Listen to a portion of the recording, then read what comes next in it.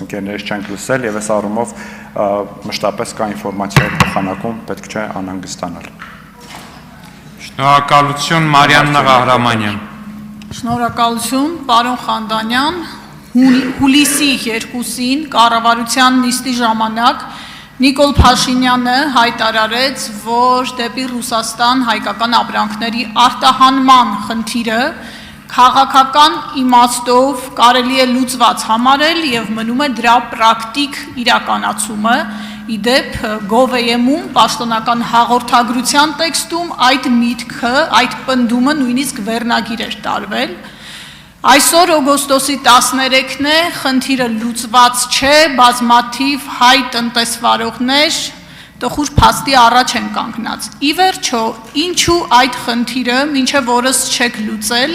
արդյոք Ռուսաստանը ի վերջո Հայաստանի առջև որևէ քաղաքական պահանջ է դրել, թե հերթական անգամ Նիկոլ Փաշինյանը արել է հայտարարություն ու պնդում, որը իրականության հետ կապ չունի։ Հարցի երկրորդ հատվածին ինձ թվում է դուք ավելի լավ կպատասխանեք, իսկ ինչ վերաբերում է արտադրողներ, հայրենակիցների, տնտեսվարողների խնդիրներին, որոնք բախվել են վերջին շրջանում, գիտեք, որ կառավարությունը ջանքեր է գործադրում այդ ուղղությամբ, կան կառավարության փաստացված ծրագրեր, նաև այլ դեպի այդ արտադրանքը, գյուղատնտեսական արտադրանքը, այլ արտադրանքը, այլ տարածաշրջաններ ուղղորդելու եւ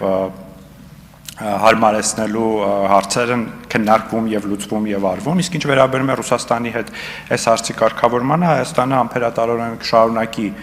խոսել մեր ռուս գործընկերների հետ եւ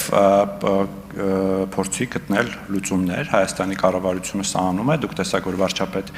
Փաշինյանը նաեւ Ղրղստանում մասնակցեց Եվրասիական տնտեսական միության միջկառավարական խորհրդի նիստին եւ քննարկեց այս հարցի կարևորությունը եւ Հայաստանի դիրքորոշումները ներկայացրեց եւ ի վերջո սա